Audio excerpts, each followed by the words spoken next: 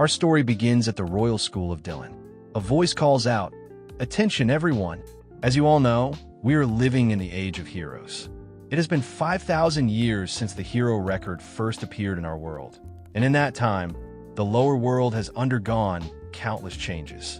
This year, the Royal School of Dylan has been chosen to host the Lumine entrance examination." The speaker continues, "I have no doubt that some among you have the makings of a hero and will pass the entrance exam, earning a place in history.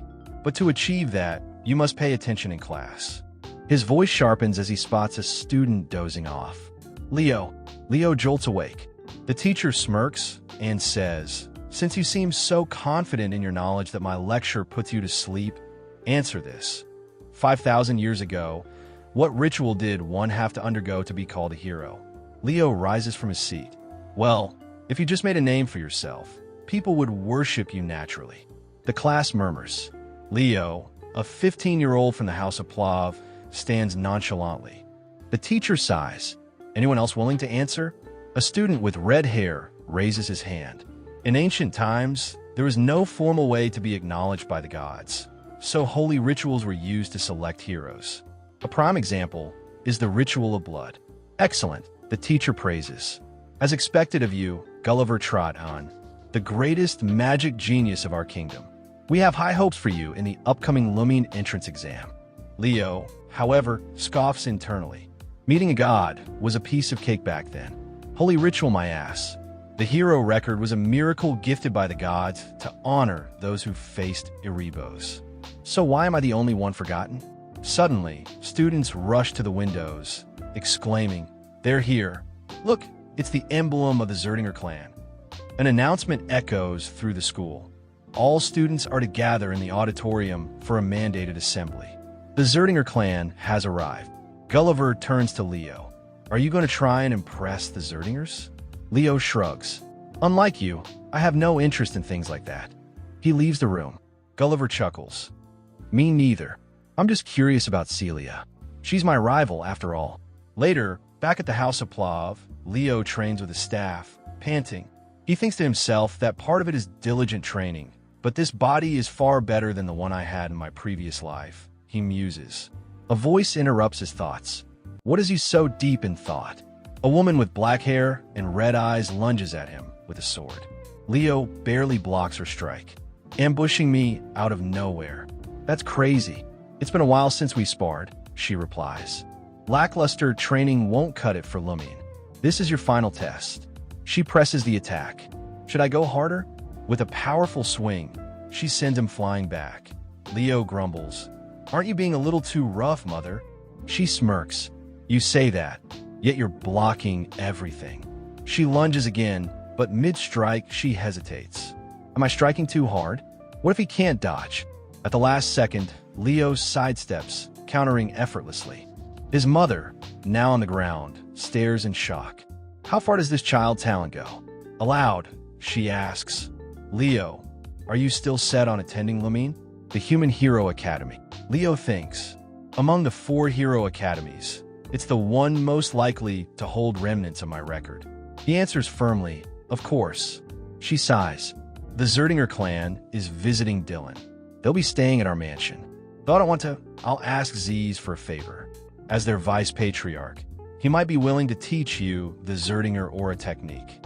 With that, you'd be strong enough to gain admission next year. Leo's eyes gleam. The Zerdinger aura technique. But he silently resolves, "Mother, I intend to be admitted this year." At the Plav mansion, knights arrive, one even riding a griffin. A girl steps out of a carriage, heels clicking against the ground. Why does Uncle want to stay here? He could have rented an entire hotel. Celia Zerdinger, 15 years old and known as the Sword Princess, sighs. "I wanted to focus on the Lumine exam. Why visit such a small family?" A voice teases, "Celia, aren't you curious about Leo? The one who claimed to have no interest in the Zerdinger clan?" The speaker is Z's Zerdinger, vice patriarch of the clan. Celia scoffs. If he's a knight hopeful but can't even use aura yet, he's probably unimpressive. Z's chuckles. "I don't think that'll be the case." Inside the mansion, Z's bows. "It is an honor to meet you, Lady Plav. Reina Plav, matriarch of the house, greets him. Welcome, Z. Zerdinger. Celia steps forward. My name is Celia Zerdinger. Thank you for opening your home to us. Reina smiles. It's nice to meet you, Celia. But as she studies the girl's features, a realization dawns on her. Black hair, red eyes. Could she be of our lineage? Z's continues. Before coming here, we visited the Royal School of Dylan. It was chaotic with students rushing around, but Leo had already gone home. He wasn't interested. Reina chuckles. A hit to the mighty pride of the Zerdingers? Apologies if my son's behavior seemed disrespectful. He's only interested in training. Z's asks, what kind of child is Leo? Reina responds, unbelievably talented. Z smirks. Elder sister, do you truly believe Leo is worthy of inheriting the Zerdinger flame? I wouldn't say it if I didn't mean it, she replies. He is genuinely worthy. Z nods. If you say so, then I must test him myself. At that moment, Leo and Celia stand face to face, swords drawn, ready to spar. Inside the training hall, Leo sat cross-legged in meditation. A metal band on his wrist glowed with a faint blue aura.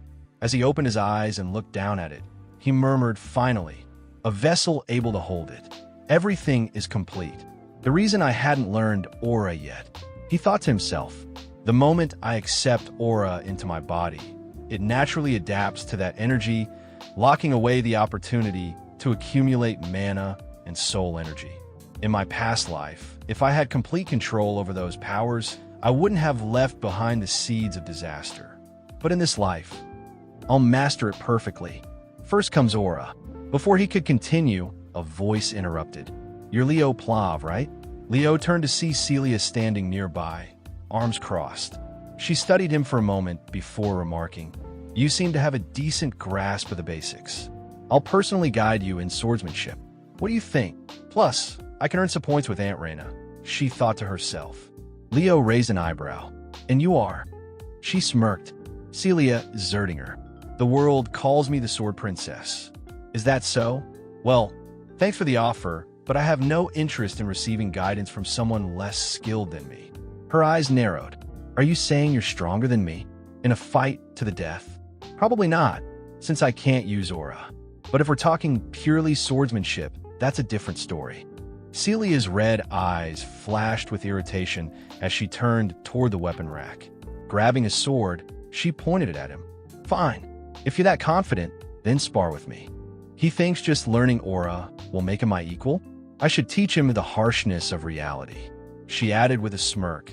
If I win, you'll be my servant for the duration of my stay. Leo tilted his head. And if I win? Celia's grin widened. Then I'll be your servant. Leo picked up a sword, his expression calm. Then let's start right away. He lunged first to strike swift. Celia blocked with ease. Not bad, but it's not enough. She countered with a powerful swing, their swords clashing. Leo quickly adjusted, charging up his next blow and striking down with unexpected force.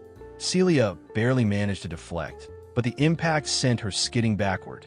What kind of strength is this? The ground cracked beneath her. Leo pressed the attack with a sharp thrust. I can't block this. She realized. At the last second, she instinctively activated aura armor to shield herself. Leo paused. Aura armor? I thought this was purely swordsmanship. It was just a reflex, she said, catching her breath. He smirked. It doesn't matter. I'll win regardless. She scoffed. Controlling aura is like the difference between heaven and earth. Leo unbuckled his bracelet and tossed it aside. Shall we test that theory? Celia's eyes widened. Why was he wearing magic wave restrictors? Before she could process it, Leo lunged again. This time, his strike shattered her aura armor in an instant. As she was flung backward, her consciousness faded. How does someone have this much brute strength? He's insane. Elsewhere in the garden, Ziz and Reina walked together. Spotting Leo, Reina called out, Leo, come introduce yourself. We have a guest. Leo bowed slightly. I'm Leo Plav. Z stepped forward with an outstretched hand. I'm Ziz Zerdinger. You may already know, but I'm your uncle. It's nice to meet you. Leo shook his hand, nodding. Ziz glanced around. Have you met Celia yet? Leo turned his head just in time to see Celia being carried off on a stretcher by guards. One of the knights muttered, "Young Miss Celia is out cold." Z's gaze darkened. "What happened?" Leo shrugged. Z's turned back to him. "For you to defeat Celia. How impressive. She underestimated me." Leo replied simply. "And what was the bet?" "The loser becomes the servant of the winner," Leo said. "So, Celia Zerdinger is my maid for the next week." A heavy silence followed. Z's exhaled sharply. Keeping one's word is important, but Celia is a member of the Zerdinger family. You cannot order her to do maid's work. His tone was firm. "I hope you will rescind the promise. Instead, I can offer you something else as a reward.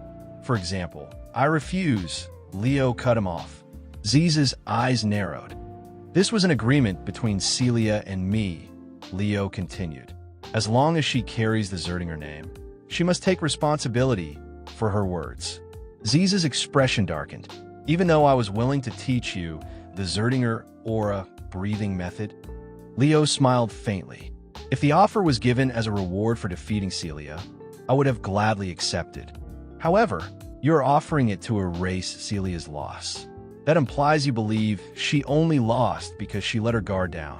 But even if she had fought me seriously, the outcome would have been the same." Z studied Leo carefully.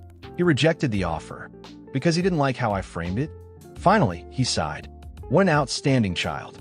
If only he were born a Zerdinger." Turning to the guards, he commanded, "Send Celia to the maid's quarters." Then, looking at Leo, he added, "Leo." "Yes. In informal settings, you may call me Uncle."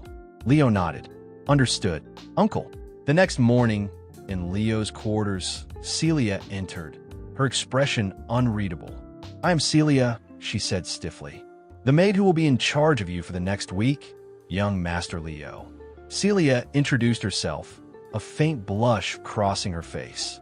Leo smirked. "It suits you. Who would have thought that someone as fancy as you would look so good in plain-made clothes?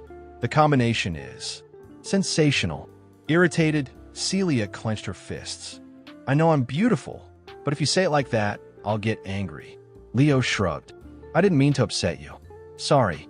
I have a friend who praises beauty excessively. His habits must have rubbed off on me. He used to say, 'The beauty of the eternal is unparalleled.' If peace returns to this world, I will spend my life spreading beauty to everyone." Celia chuckled. "You have a cool friend who knows how to appreciate beauty." Leo thought to himself. His problem was that he was too honest. He used to say, "Although she's aggressive, Dionysus is more beautiful than anyone. And Luna as well. For the sake of art, please become my nude models." He even brought a sketchbook. Dionysus and Luna proceeded to beat him up. Celia, puzzled, thought, "Is that some kind of training book?" "What are you reading?" she asked. Leo glanced at the book in his hands. "I used to read a lot when I was young. The great hero of the beginning." Celia's eyes widened. Memories of her 5-year-old self flashed through her mind. "That's a storybook," she muttered, walking toward the bookshelf. She examined the titles. "It seems like you really like the great hero of the beginning. The average researcher of the great hero probably can't compare to you." Leo smiled. "I was just collecting, and it ended up like this." Celia reached for a book. "But there are a lot of books about Kyle." Leo nodded. "Among everything the great heroes did, there are many achievements that can't be attributed to a single hero. I believe most of those belong to Kyle." Celia chuckled. "He was probably a scammer who claimed their achievements as his own." Leo raised an eyebrow. "Kyle, really? That's what most people think," Celia replied. "Of course, I think the same." Leo muttered under his breath. "So that's what most people think of me." What did you say?" Celia asked. Leo brushed it off. "Shall we eat breakfast and start training?" Celia hesitated before asking, "Young master, if you allow me, could I train with you?" She thought to herself, "I'm going to discover the secret behind his strength." Leo smirked. "It might be hard for you to keep up." "Are you sure?" Celia scowled. "I am Celia Zerdinger. Of course, I can keep up." During training, Celia collapsed, gasping for air. Leo observed. When your stamina reaches its limit, your reaction speed slows, and more gaps appear in your movements. When that happens, You leave your back exposed, just like now. Celia groaned. Abusing the body like this. Is this really helpful for training? Leo nodded. Yes. I think young people these days are far too weak. He thought to himself, compared to the past, aura techniques have developed considerably. That must be why people stop focusing on body training. But if you train your body, aura is also enhanced. Celia, despite her exhaustion, pointed her sword at Leo, signaling for more. Don't underestimate me, she shouted. She lunged at him. You damn white-haired bastard. With a single swift strike, Leo knocked her back, her sword flying far from her grasp. She fell to the ground. Why? Why can't I win? She muttered. It's hard, right? Leo handed her a silver bracelet. Here, take this. Thanks, she said, but the moment it touched her hand, she collapsed under its weight. Leo grinned. It's a bracelet with weight magic. Starting tomorrow, wear it during training. Later that day at the training field, Celia called out, Stop. From a distance, Z's watched, arms crossed. This will be a good experience for her. Before going to Lumen, it might be good for her to crumble at least once. He called out, Leo. Leo approached. Hello, Uncle. Z spoke seriously. Leo, I'm thinking of asking the Patriarch to allow you to inherit Phoenix's breath. Leo's eyes widened. Phoenix's breath? Is he talking about the Zerdinger family's origin aura technique? I heard only those truly recognized within the family can inherit it. Celia interjected. Father won't accept this easily. Z's nodded. That's why there's a condition. You must pass the Lumen entrance exam. Celia was stunned. What? The Lumen entrance exam is an actual fight. Uncle, a brat that can't even use aura. It'll be far too dangerous for him. Leo smirked. A real fight experience? Yeah. I don't think I've had that in this lifetime. Z's asked, What do you think, Leo? Leo hesitated. What about father and mother's opinion? Z smiled. Let's say they go along with your decision. Leo nodded. Then I'll do it. Z smirked. As expected, he was planning on taking this year's exam anyway. Leo turned to Celia. Since we took a short break, shall we continue? Celia glared at him. Do you think I won't be able to keep up? She chased after him as he resumed training. A week later, on the day of the Lumen entrance exam, other examinees whispered amongst themselves. It's Celia Zerdinger. I never imagined I'd see the Sword Princess here. But who's the guy next to her? Celia turned to Leo. Are you nervous, young master? Leo shook his head. Not at all. But shouldn't you fix that way of speaking? Oops, she said, smiling. A voice called out. Celia. She turned to see Gulliver approaching. He sneered at Leo. Leo Plav, what are you doing here? You can't even handle aura. Then, turning to Celia, he grinned. Miss Celia, it's been a while. How have you been? Celia and Leo ignored him. Gulliver huffed. I'm Gulliver. Last time you visited the school, I greeted you. I'm known as Dylan's greatest magic genius. Celia gave him a blank stare. I'm sorry, but I don't remember you at all. Grabbing Leo's hand, she pulled him away. I'm off. Another voice called out. Celia. Celia turned and immediately tensed. Two figures approached. Abad Lewin, 16 years old, of the Lewin family. Chelsea Lewin, 14 years old, also of the Lewin family. They both smiled. Long time no see, Celia. As the Llewellyn twins approached, Leo turned to Celia and asked, Who are they? Celia clenched her fist. They're the Llewellyn siblings, descendants of the same hero lineage from the Luogean Empire. The children of the Llewellyn family. They'll be taking the test with us, which means we absolutely can't lose to them, Leo. The Zerdinger clan must not fall behind the Llewellyn family. Leo raised an eyebrow. But I'm from the Plav family. Before Celia could respond, Abad Llewellyn greeted her. Long time no see, Celia. Yes, long time no see, Abad Llewellyn, she replied coolly. His eyes flicked to Leo. And who's this? This is Leo from the House of Plav, Celia introduced. A noble family within the kingdom of Dalid. Chelsea scoffed. A small fry, I see. She and Leo locked eyes, a silent battle of wills passing between them. Abad smirked. The top spot will surely be mine, Celia. Come on, Chelsea. With that, the twins turned and walked away. Celia clicked her tongue. Those arrogant jerks. I'll make sure to crush them thoroughly. Just then, a commanding voice rang out. It seems everyone is gathered here. The examinees turned to see a man standing before them. Albie Zeron, a professor at Lumen Academy. Celia's eyes widened. No way. He's the sorcerer of Mon. Leo frowned. Who is that guy? Celia looked at him like he was an idiot. Seriously? You don't know? He's a hero recorded in the hero record. Leo's mind churned. So, he's one of those people they call heroes in this era. As he studied Albie, something caught his eye. The mana in his left eye. It's definitely special. Albie's voice cut through Leo's thoughts. The entrance exam consists of one-on-one combat and monster subjugation. Each person takes turns. He suddenly clenched his fist, and the exam papers in his hand burned to ashes. Tossing them aside, he pulled out a book from his coat pocket. A golden notification appeared. A golden orb swirled around Albie, followed by another notification. A magic circle expanded, enveloping the entire room and every student inside. Albie's palm radiated golden light. I hate inefficiency, he declared, so I'll combine everything and proceed all at once. Leo barely reacted, unfazed by the theatrics. He recalled a lesson from his professors at Dellen. The hero record isn't just a historical record. Its true value lies in its ability to manifest a hero's world, replicating the experiences of past heroes. By attaining hero worlds, one can inherit the power of a previous hero. Leo's eyes narrowed. So, it's basically a hero training system, huh?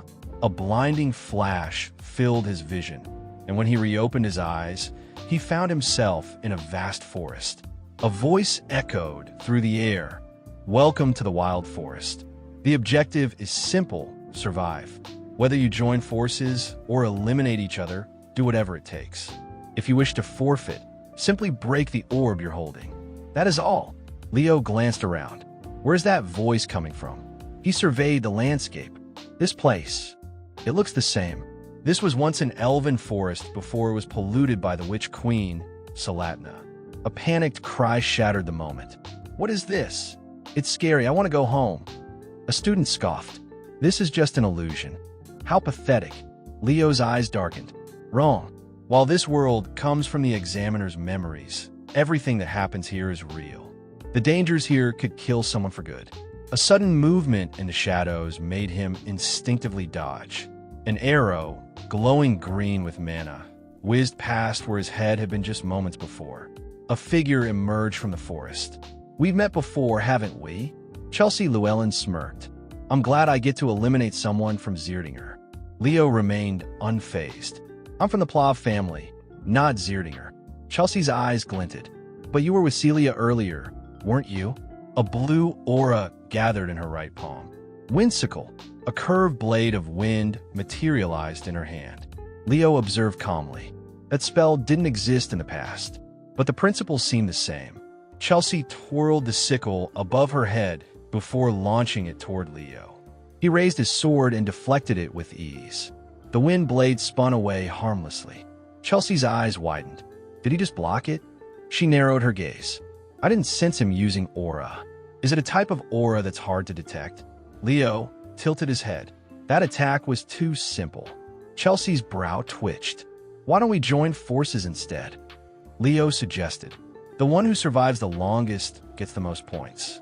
As a sorceress, you need to pass at least one test, don't you? Chelsea chuckled. Unfortunately for you, I'm a battle mage. A greenish aura surged around her. You said my attack was too simple, right? Leo smirked. For wind magic, that was way too straightforward. Chelsea's eyes flared. Are you trying to lecture me about magic? I'm a direct descendant of the Llewellyn family. Know your place. She raised her hand, summoning another whimsical alongside a wind arrow. She hurled both at Leo, but when she looked up, he was gone. What? Chelsea panicked. I can't sense his mana at all. Why? Before she could react, Leo appeared before her, his fist cocked back. Her mind screamed at her to move, but it was too late. His punch connected, sending her flying. Her whimsical shattered. She crashed to the ground, coughing. Leo smirked. Shall I politely ask you to join forces with me again? Meanwhile, In the Lumen Academy Broadcasting Center, students and professors watched the live feed in shock. Whoa, it's finally started. The broadcast zoomed in on Chelsea, tied to a post with green vines wrapped around her. Below her, Leo crouched by a fire, an evil smirk on his face. As Leo begins to light the fire beneath Chelsea, she wakes up in shock, screaming, "What is this?" Leo calmly asks, "Are you going to cooperate with me?" Chelsea glares at him. "Never. I don't need anyone other than my brother." She attempts to summon a sickle, but a red magic circle appears around her wrist, stopping her. Leo smirks. "It's a skill that restricts magic," he explains, thinking to himself, "I don't have much mana, so it won't last long." Chelsea scoffs. "I can get out of this without magic." "It doesn't matter." Leo smirks. "Do you think I'll let you focus on that?" He grabs a green vine. Chelsea's eyes widen. "Wait," she yells as the fire beneath her begins to grow. "Stop. It's hot." Her clothes start to singe. Leo's voice remains steady. "Cooperate."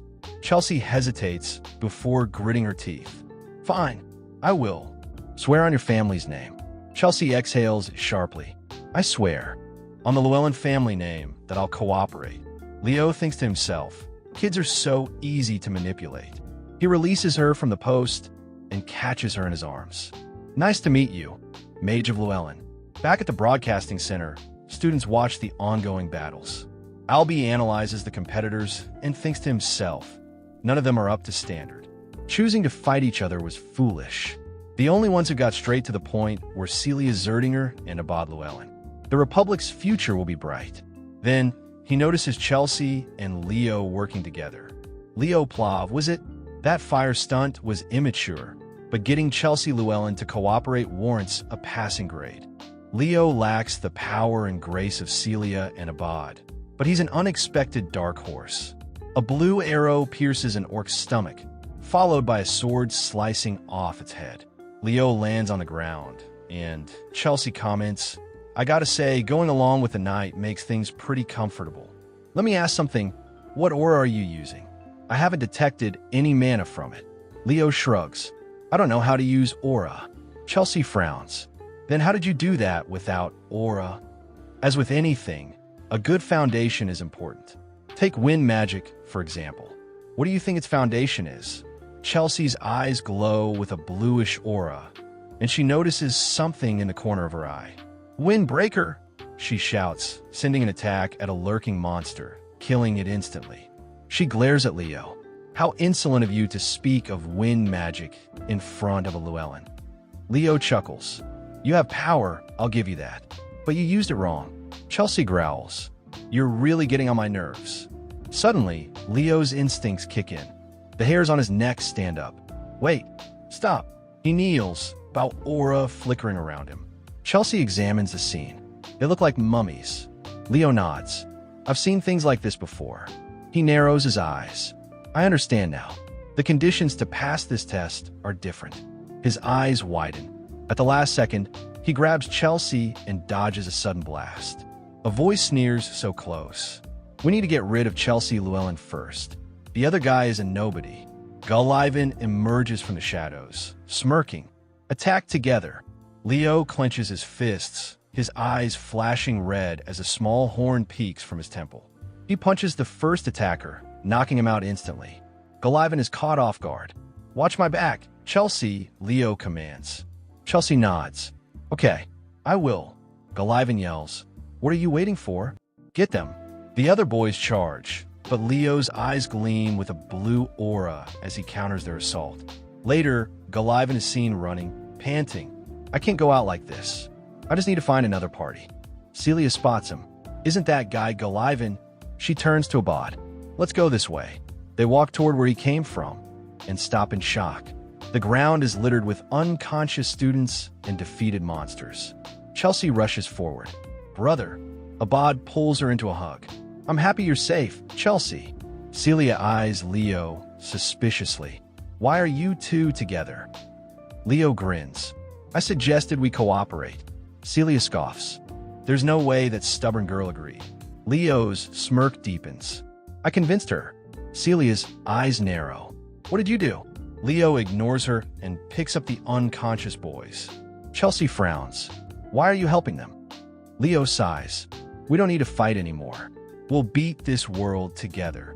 Chelsea repeats, beat this world. Leo nods. There's an anomaly in the wild forest. Look at those corpses. It's like their moisture was sucked out. And that's not all. Where are all the other monsters? Celia's face falls. Wow, you're right. It's like they're afraid of something. Leo nods. A high-tier monster must have appeared and scared them off. Abad's expression hardens. I see. So our first feat is defeating a high-tier monster. Suddenly, Leo's body tenses. A sinister black aura pulses from deeper in the forest. The pressure throws Abad, Chelsea, and Celia off balance. Leo mutters, it finally revealed itself. Meanwhile, deep in the forest, Golivan trudges forward, his staff raised. No matter what it takes, I'm gonna make sure you fail, Leo. Then he freezes. There's a body in front of him. He stares at it. What is this? A drop of mucus lands on his staff. He blinks. Another lands on his head. His breath quickens. Slowly, he looks up. A massive spider monster looms above him, its many eyes gleaming in the darkness. At Lumen Academy's broadcast center, students closely watch the developments. One brags, I took care of 15 or 16 of them. Another adds, I had about that many as well.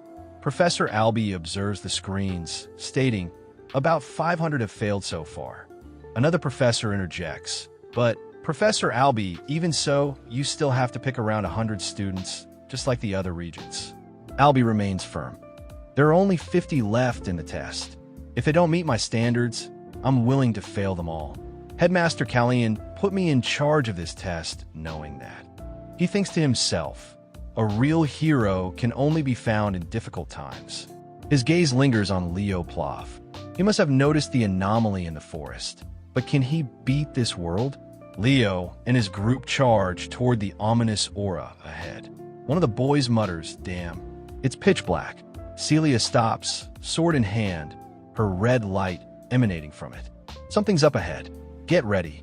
She extends the light toward the darkness, revealing Gullivan trapped inside the jaws of a monstrous spider. What kind of shit is this? Celia hisses. The real one is behind it. Abad begins charging wind magic, preparing to attack. Leo stops him. Snap out of it, Gulliver. Break the crystal. Straining against the spider's grip, Gulliver sneers. Leo? This loser, before finally smashing the crystal, vanishing as he's teleported out of the hero's world. Abad, now refocused, yells, Wind Fong, launching the spell at the spider. The blast lands, but the spider regenerates almost instantly. Abad grits his teeth. So that wasn't enough. The group is thrown off by the sheer size of the creature. Leo narrows his eyes. Like I thought, it's the spider princess Tarantula. One of the students leaps into action, axe raised. Fuck this. Eat this. He swings, only to be swatted aside effortlessly, crashing into the bushes. Celia steps forward, her sword glowing intensely. I'll finish it in one blow. With a cry of prominence, she blasts a scorching red beam through the spider's head. The head regenerates instantly. No way. Celia gasps. How is this possible? Abad shakes his head. The difference in destructive power between a knight and a mage is like night and day. He raises his staff, summoning a vortex of wind. Raffle. The magic swirls into a sphere, creating a powerful vacuum that sucks in everything around it. He hurls it at the spider, slicing deeply into its body. Suspended midair, Abad surveys the damage. Then his eyes widen. Above me, the spider is airborne, descending rapidly toward him. Brother! Chelsea screams, casting Windbreaker. The blast barely gives him time to evade, but not before the spider's claw gashes his arm. Chelsea rushes to him. Are you okay? Yes. Thanks, Chelsea. The swatted away student groans, still dazed. What kind of monster is this? Its regeneration is insane. It's unstoppable. Tarantula looms over them, its eerie aura thickening. Leo mutters, the daughter of Saladin, queen of Tartaros. a monster from the Erebus army that raised the elf forest. The others flinch. Tartaros. Leo's thoughts race. Alby's left eye. The mana, and it must be the fairy kings. Tarantula ruled over the cursed wild forest, destroyed the elven lands, and devoured the fairy king's right hand in battle. I thought Luna killed her, but it seems the fairy king's right hand saved her, or rather, the source of infinite life energy within it. The Ring of Life. Abad tightens his grip. If this monster is the key to the test, then I'll defeat it. Celia scoffs. Says who? They attack together, only for their magic to be absorbed. Leo shakes his head. It'll just keep regenerating until you run out of mana. Celia's voice wavers. So what do you suggest, Leo? Two people need to work together. Abad huffs. I refuse. I'm going to be the top scorer. No, it'll be me, Celia snaps. Leo steps forward. If we can't beat the hero's world, everyone fails. Abad and Celia freeze. Even if we work together, it'll take time to prepare an attack strong enough to kill it instantly, Abad concedes. No one except the two of us can stall it that long. Celia crosses her arms, considering. Cersei looks at Leo, nervously awaiting his decision. Leo grins. I'll do it. What? Celia exclaims. That's suicide. You can't even use aura. I know. I just need 5 minutes. Abad frowns. What if the attack fails? Leo confidently picks up the fallen axe. I don't think that will happen. Fire and wind have always been good friends. They work well together. Abad and Celia exchange uncertain glances. Tarantula screeches, preparing another assault. Leo smirks. This reminds me of old times. Bracing himself, he swings the massive axe, severing one of the spider's legs at the joint. Abad and Celia stare in shock as Leo, grinning, hacks through another leg, sending Tarantula sprawling backward. It's been a while, he mutters, gripping the axe tighter. Monster of Tartaros. In a flashback, a blonde-haired elven boy runs away, tears streaming down his face. He stumbles into a spider web, trapping him in place. Desperate, he pleads, "Please, someone save me." As the monstrous spider Tarantula looms over him, he thanks Mom. Until suddenly, a voice rings out. "Step back, you evil being." A golden light flares, illuminating the surroundings. The boy opens his eyes, stunned. What is this light? An elf wielding a staff steps forward from the background. You dare invade my homeland and devour the right hand of the contractor? She raises her hand, conjuring a massive golden aura. Pointing it at the monstrous tarantula, she releases a powerful blast. The explosion shakes the forest, scattering birds in panic. She mutters, "To think Rebo's influence would reach even here." The great hero Kyle approaches the boy caught in the web. "Are you okay?" Meanwhile, in the present, Leo eyes the monstrous spider, gripping his battle axe. As expected, this is my limit without aura. He shouts, "Chelsea." "Yes," she responds. Use wind magic to send the surrounding weapons flying toward me. He barely dodges an incoming attack from Tarantula. Chelsea hesitates. "If you move so quickly, you'll get hurt. Just hurry. I'll grab them."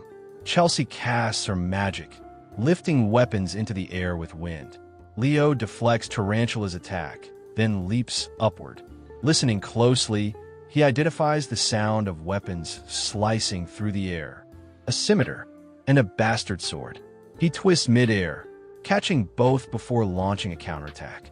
"Take these too," he shouts, slicing through multiple of Tarantula's legs in a whirlwind of steel. One after another, his weapons break. Next, Chelsea hurls a dagger, a spear, an axe, any weapon at her disposal. Leo catches and wields them fluidly, throwing everything at the monstrous beast. Watching in awe, Chelsea thinks he's our age, but this looks like the scene of a martial god. Celia and Abad exchange glances, stunned. Abad mutters, "So he wasn't just a small fry after all."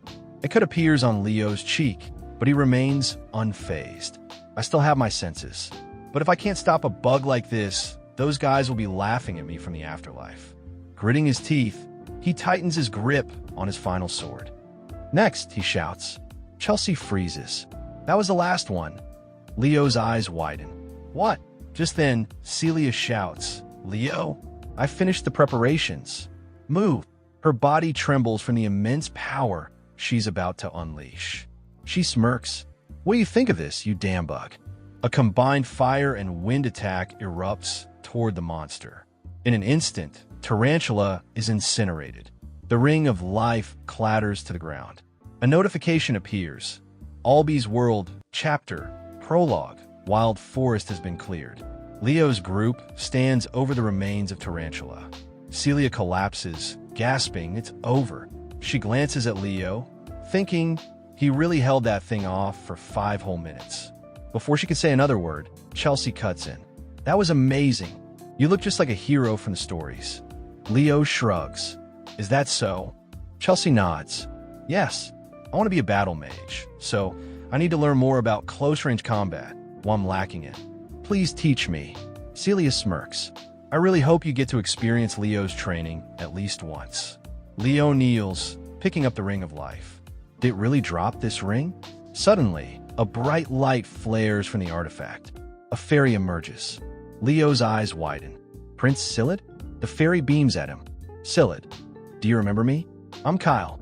Sillid smiles warmly before retreating back into the ring. Leo watches in awe. So he became the Fairy King. And thanks to the treasure Albi found, he received the Eye of Mana. A countdown appears in front of them. The return sequence to the testing grounds will begin in 5, 4, 3, 2, 1. In an instant, the students are transported back to the Lumian Empire. An old man peers at a piece of paper in his office. His eyes widen. This is Elian Baidian, a swordmaster and the principal of Lumen Academy. A woman beside him remarks, It seems the exam in the Western Territory is finally over. Elian scans the report. Yes, 40 students passed. That many? But the other territories still have a long way to go. How many did Professor Albi pass this time? Taking a deep breath, Elian says, considering it's Albi we're talking about. I expected fewer. I was thinking 10 at most. The woman sighs. Oof, I see. So I guess either Celia or Abad took the top spot, right? Who got it? Elian hesitates. I heard it was a difficult choice, but someone was recommended as the freshman representative. Her eyes widen. Professor Albi recommended someone. That's unexpected. Was it Celia Zerdinger or a Badula Lip? Elian shakes his head. It was a name I hadn't heard before. In the broadcasting center, students chant Celia Abad. Celia Abad. Meanwhile, Professor Albi silently watches Leo, his gaze locked on him with an intensity unlike before. Finally, he declares, I recommend Leo Plav as the freshman representative. Discipline, night division, reason, etc. The principal furrows his brow. For Albi to speak so highly of him. I wonder what kind of student he is. Inside the bathhouse, Leo muttered, pain like this should be treated with care and time. Sinking into the warm water, he exhaled, letting his thoughts drift. How nice. He plunged his head beneath the surface, memories swirling in his mind. The clear reward was a Fairy King's pledge. But when you clear a living hero's world, you're not supposed to gain a reward. Yet somehow I alone was given one. Only me. Emerging from the water, he wiped his face and stood. Suddenly, a voice called out. What was that? Turning, he froze. His mother stood before him. Leo, she said softly, do you know why I was expelled from the House of Zerdinger? His eyes widened in shock. She continued, while rescuing a comrade, I lost the flame of Zerdinger. A pause. Then, with a resolute voice, she added, but not once have I regretted my decision. Leo lowered his gaze. She stepped closer. Leo, I want you to use your power and talent for the right cause. Her expression softened. And congratulations on being accepted to Lumen Academy. At the transfer portal, a notification appeared. You have arrived at Lemuria City. Leo stepped off the gate, collecting his belongings. He surveyed the city, the center of the world. Lemuria. His eyes landed on a distant structure. And that is Lumen Academy. A familiar voice broke his thoughts. How have you been this past month, Leo? Leo turned. Uncle Z's. Z smiled and extended his hand. Congratulations on passing the entrance exam. Leo shook his hand. Thank you. But what brings you here? Our house has been caught up in an intense debate this past month. Do you know why? Leo's expression turned serious. Have they come to a consensus on the inheritance of the Phoenix Breath? Z's nodded. Exactly. Though my elder sister is no longer a member of the house, you are her son. And the elders were impressed that you passed the infamous Western exam. He pulled something from his coat and dropped it into Leo's hand.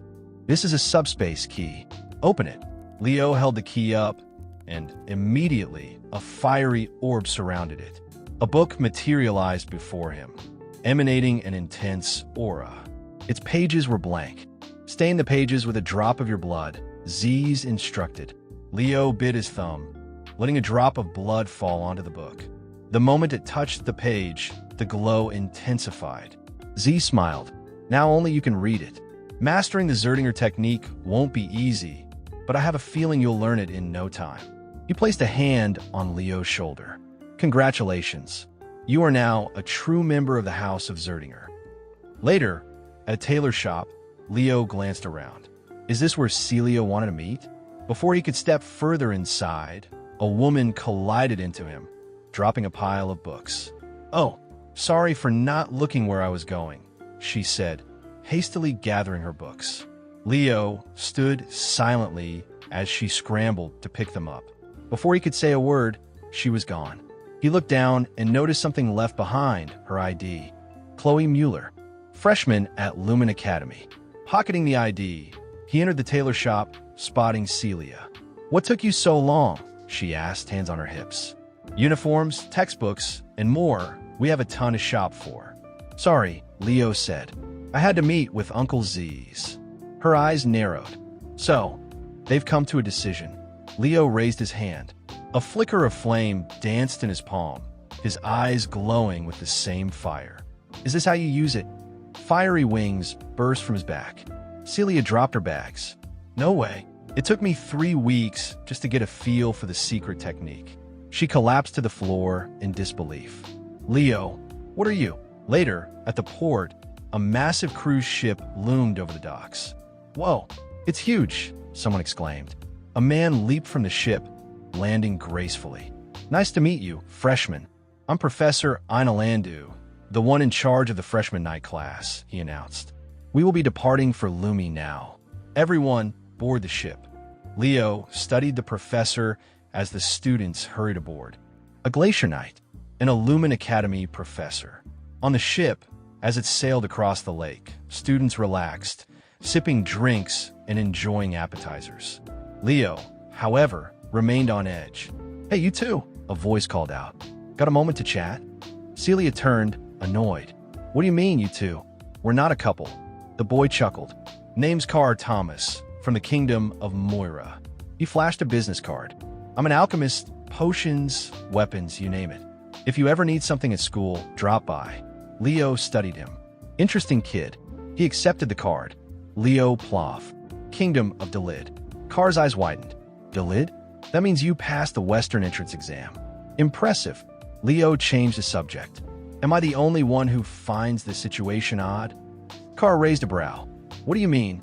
Leo's gaze swept the room. It's too peaceful. Uncannily so. Celia scoffed. A warm welcome for freshmen who passed that exam? Seems normal to me. Leo glanced at the professor, who leisurely sipped his wine. Carr shrugged. Yeah, no way they'd put us through anything rough before orientation. At that moment, the ship lurched violently. Leo narrowed his eyes. Guess that's exactly what they'd do. A giant tentacle erupted from the sea, slamming into the deck. Students screamed. What the hell? The ship rocked as more tentacles emerged. Professor, help! Inalandu swirled his wine, taking a slow sip. Help! He smirked. You are all students of Lumen Academy, hero candidates. When danger comes, you must overcome it yourselves.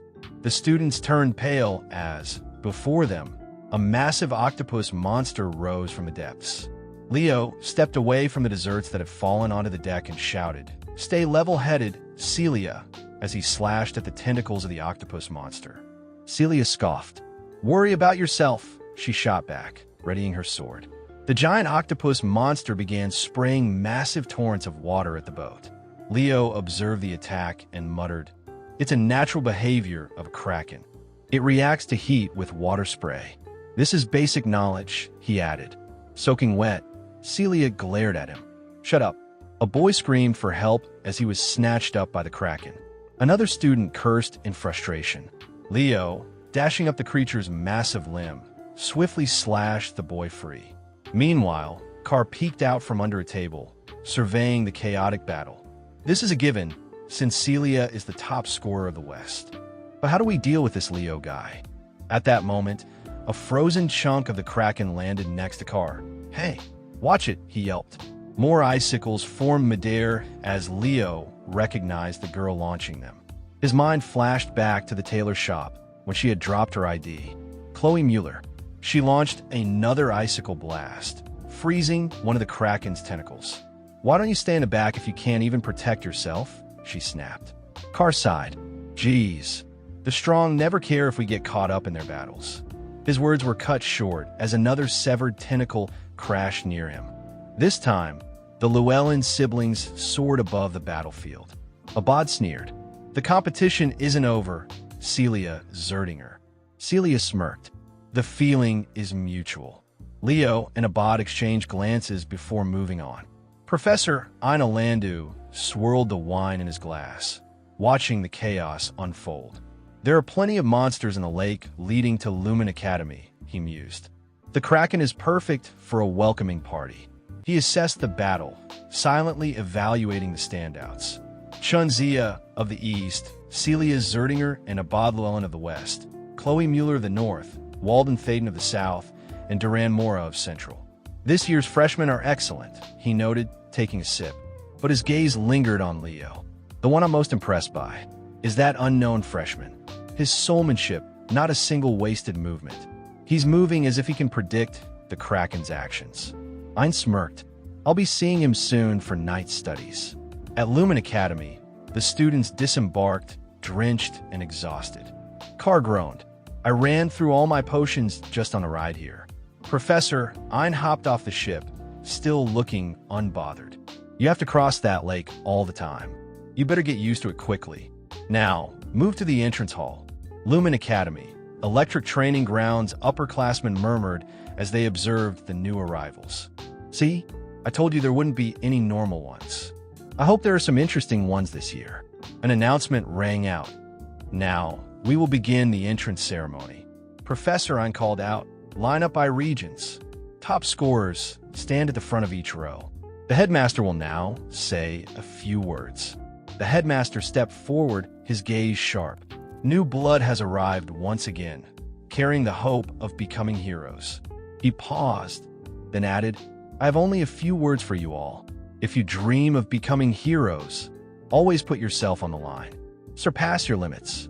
Then, without warning, he smashed the altar he was speaking from, shattering it into pieces. "Those who do not belong here." The students erupted in shock and excitement. The headmaster tilted his head. "Was that too much?" The students shouted in response. Professor Ein smirked. "The longer we teach at Lumen, the more the grand image of the Swordmaster gets shattered." "Now," the announcer said, "we will hear a speech from the freshman representative." As soon as the name was announced, Abad, Chelsea, Chloe Mueller, Chunzia, and Duran Mora all stiffened in shock. The freshman representative is Leo Plov. Ian Leo was caught off guard. "Please come to the stage," the announcer called. Leo looked at the exam proctor, wondering, did the proctor recommend me? He stepped forward and took the speech paper, addressing the crowd. To the professors and seniors, students murmured amongst themselves. "Leo Plov? I've never heard of him. The freshman representative isn't one of the top scorers." Duran Mora sat in silence, staring at Leo with unreadable eyes. Leo continued, "We, the freshmen, now enter Lumen Academy as proud members of its ranks." Duran Mora clenched his jaw. Those eyes, that attitude, annoying. Leo finished, "Thank you. This has been freshman representative Leo Plov." The announcer nodded. "Thank you, Leo. Now, Please tell us about your goals as a freshman representative. Leo frowned. Do they want me to rile up those who are almost qualified instead of me? He took a breath and spoke. If you want this spot, then come and get it. The room fell silent. Then, chaos erupted as the top scorers reeled from his words. Leo smirked, unbothered. No matter who you are, I'll crush you. Lumen Academy dormitories that evening, Professor Ein addressed the students. Good work today. Starting tomorrow, exploratory classes will begin for about a week. No matter what your desired major is, you can take any class you want. Through this process, you will choose 3 subjects to major in. He smirked. Get to bed early. You won't want to be late for your first class. Leo arrived at his dorm room, 302. Before he could open the door, Carr called out. Leo, our rooms are right next to each other. I'm excited for tomorrow. Get a good night's rest. Leo gave a nod. Yeah, see you tomorrow. He collapsed onto his bed, staring at the ceiling. What I want from Lumen is something different. His eyes wandered to the magic-infused walls of the academy. Hopefully, I'll find my hero record here. Later in the cafeteria, Leo sits eating when Carr approaches.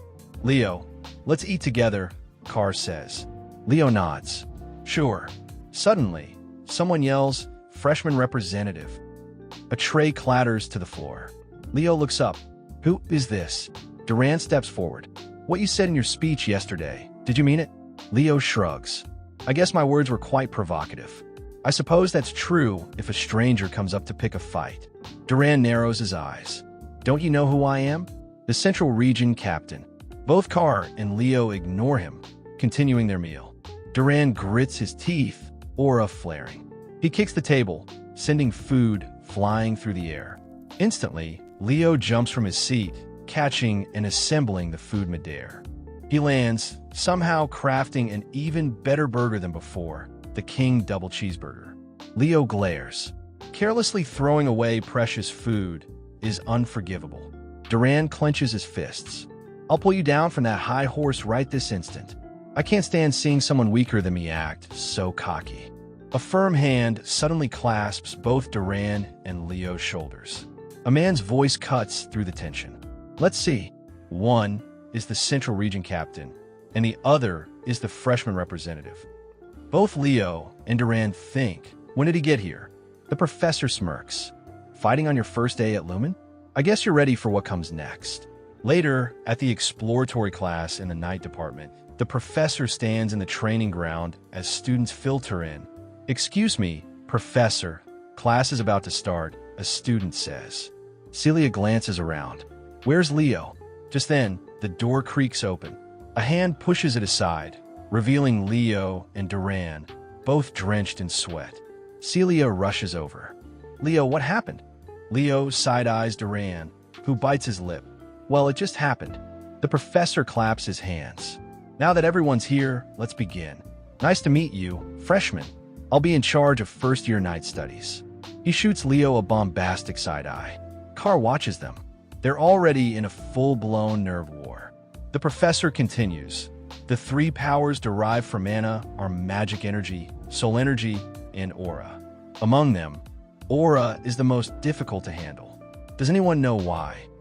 Celia answers. Aura loses its natural fluidity during the conversion process. Correct.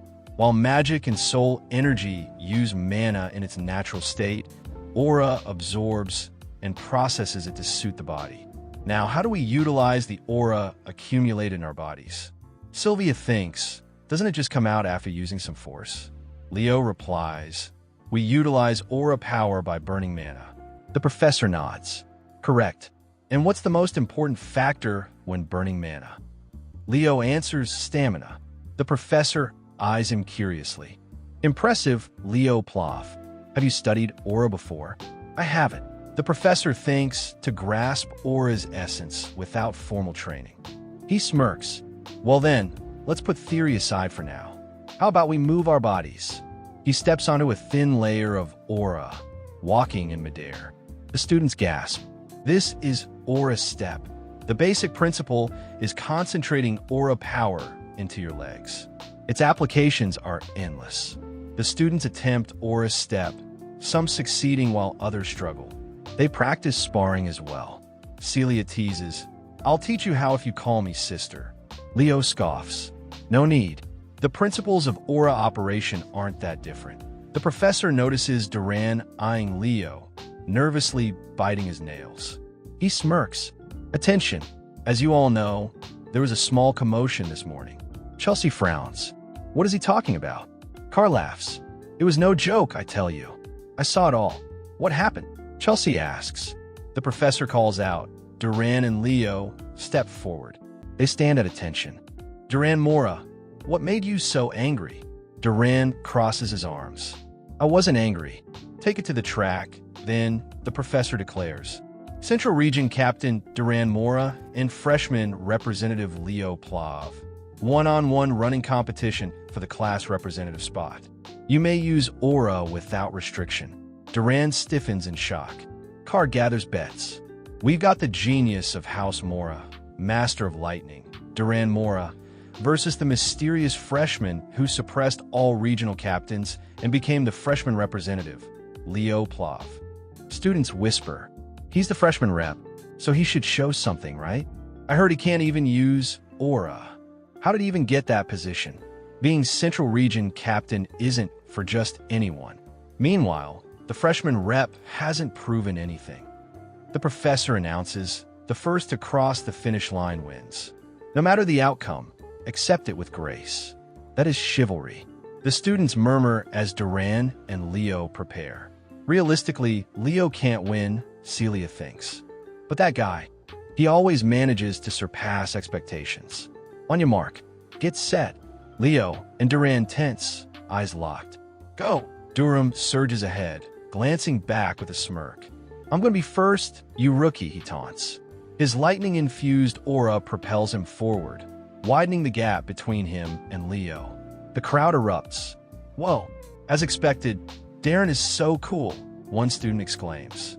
On the other hand, the freshman representative looks unbelievably bad, another scoffs. "I knew it.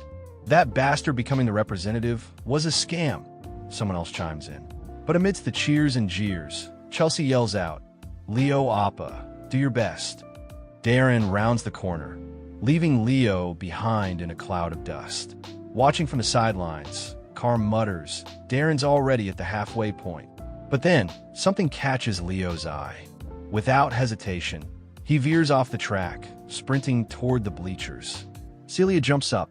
"Where's that idiot going?" Leo leaps onto the bleachers in 3 bounds, then pivots sharply. He focuses, channeling all of his aura into his feet. The wooden stands beneath him crack from the sheer pressure. Then, boom, in an explosive burst, he launches forward like a flaming arrow. Darren glances back, only to see a streak of fire barreling toward him. His eyes widen. In the blink of an eye, Leo shoots past him. "I'm going first, you slowpoke," he calls out, catching Darren completely off guard. As he lands, Leo skids to slow himself down, a triumphant smirk on his face. The aftermath is clear. The cracked bleachers, the stunned silence of the crowd, and Darren's dumbfounded expression. The students erupt. "Did you see that? That was no joke. Darren's supposed to be the fastest first year. But Leo beat him. But wait, I heard he hasn't even learned Aura Step." Sylvia, watching closely, narrows her eyes. "That wasn't Aura Step. That was Phoenix Step. This guy's seriously insane." Carr jumps up, fist-pumping. Leo won. Chelsea beams. "Leo, you're amazing. You're too cool." From the sidelines, the professor strokes his chin, deep in thought. Darren used his specialty, lightning aura, to boost his speed, and as expected, he was incredibly fast. But Leopold, although slower at first, his control was far superior. He gathered and concentrated his fire aura into his feet, then unleashed it in a single explosive burst. That wasn't just Aura Step. It was an incredible application of raw power. Leo approaches Darren, extending a hand. "That was a good match, Darren. If it had been a long-distance race, the result might have been different." Darren, however, just brushes past him, shoulder-checking him as he mutters, "Get lost." The professor watches this exchange, his thoughts lingering. Among this generation's students, a hero might finally be born. Chelsea practically bounces over. Leo, that was amazing. I want to train with you too. Car groans. Why is she so obsessed with Leo and not me? Celia rolls her eyes. Isn't it obvious? Car shrugs, pretending not to care. Well, whatever. Since class is over, let's hit the cafe. Everyone. Drinks are on me. The group cheers, but Leo shakes his head. Sorry, guys. Go without me. A collective what? Erupts. Car frowns. Where are you going? Leo walks off to sit in on a summoning class. A night student in a summoning class. Car mutters. Sylvia tilts her head. I wonder what he's thinking. As Leo walks, his mind races. There's still something I don't understand. Why did the Fairy King give me the pledge as a reward? The rewards of the hero's world are linked to its owner's strength. Normally, I should have received a man-related ability, but instead I got something tied to summoning. Even though Teacher Albie is a pure magician, not a summoner. And to contract a fairy, I'd have to go to the fairy realm. Right now, it's useless. A voice interrupts his thoughts. You're sitting in on the summoning class too? Leo turns, curious. A girl stands before him, confident, poised. It's nice to meet you, Mr. Leo, she says. Chunxia, East Region's top scorer, 17 years old. Leo nods. Nice to meet you, Chunxia. She smiles. Feel free to call me Xia. I thought you were a Night Division student. I didn't expect you to have an interest in summoning too. I'm interested in spiritualism, he replies. Her smile widens. Then we'll be seeing a lot of each other. Could you tell me what spirit you're contracted with? Leo hesitates. I haven't made a contract yet. Really? She taps her chin. Then later on, if you need help, feel free to call me. I can give you advice on spirit summoning. I'll count on you, Leo says, then pauses. By the way, how old are you? She blinks. 17. And you're 15, right? Leo blinks back. 17? She looks younger than Chelsea. She catches his stare and smirks. You just thought something rude, didn't you? He quickly looks away. No, she doesn't believe him. Anyway, Mr. Leo, she continues, I was deeply impressed by your match with Darren. You saw that? Of course. Her eyes gleam. Then, with a determined glare, she adds, one of these days, please accept my challenge too. Leo grins. Of course. She smirks back, and together, they head toward the summoning class. At the Southern Division's exploratory class, students gather atop a cliff overlooking rolling hills. The top scorer of the South and another woman turn, eyeing Leo and Xia as they enter. Neither of them look fazed. Leo scans the sparse crowd. Is this everyone? Xia nods. Well, summoning isn't a popular choice, and this is just an exploratory class. Makes sense, Leo says. But still, having it out here feels strange. Then whoosh, a powerful gust sweeps over them. The students look up. Flapping its massive wings, a black wyvern descends from the sky. Panic erupts. A wyvern? Where did it come from? Run. One student stumbles backward, trembling. Gee, get lost. A voice scoffs. It's only acting like that because it took a liking to you, Brad. A woman steps forward. Nice to meet you. First years, she says smoothly. The students gawk. I'm your summoning instructor for this year, she continues. Half the class is too distracted to listen. One student whispers, she's gorgeous. Another mutters, I want to be her summon. Leo sighs, thinking of an old friend. If Dueno were here, he would have lost his mind. The professor claps her hands together, commanding attention. All right, you little greenhorns. The fact that you're all here means you have some talent as summoners, right? Yes, the students respond in unison. Good. I like a loud and clear answer. She smirks. We're moving immediately to the practice area. Carlo. A griffin strides forward, led by a man, Carlo, the first-year summoning class associate professor. The professor continues. You'll be riding in groups of 2.